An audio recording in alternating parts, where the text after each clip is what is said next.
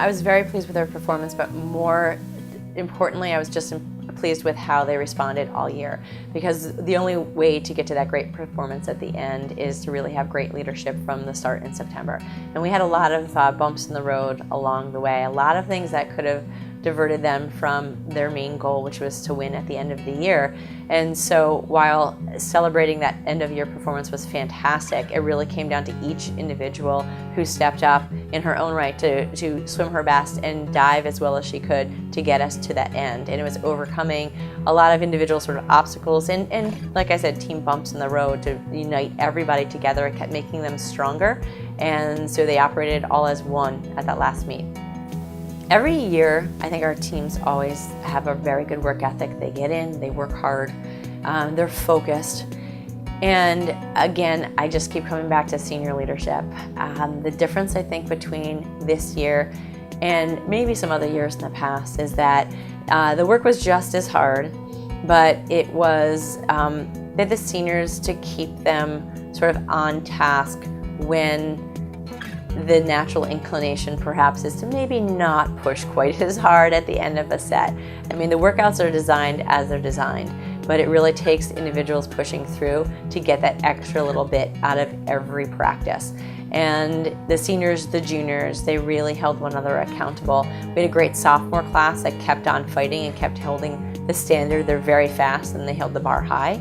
And same with the freshman class. I mean, they came in and it was just sort of what was expected of them was to train hard, swim fast, dive well, and really they knew what role they needed to play to contribute.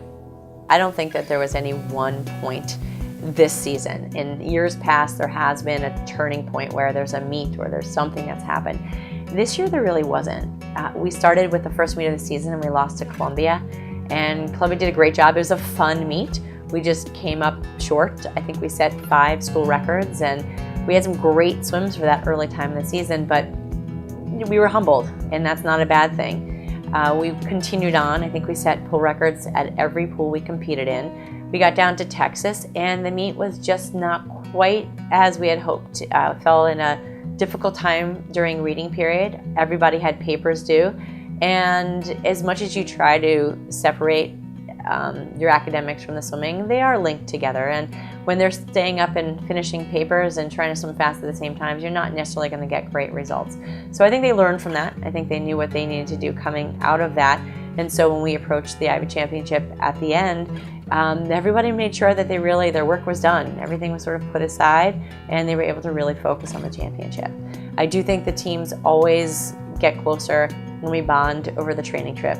And this year, in particular, the swimmer is going to Madrid and then on to Tenerife. That was a fabulous trip. It was absolutely fabulous. And training alongside of the Scottish national team and a Swedish national team kind of put everything into perspective.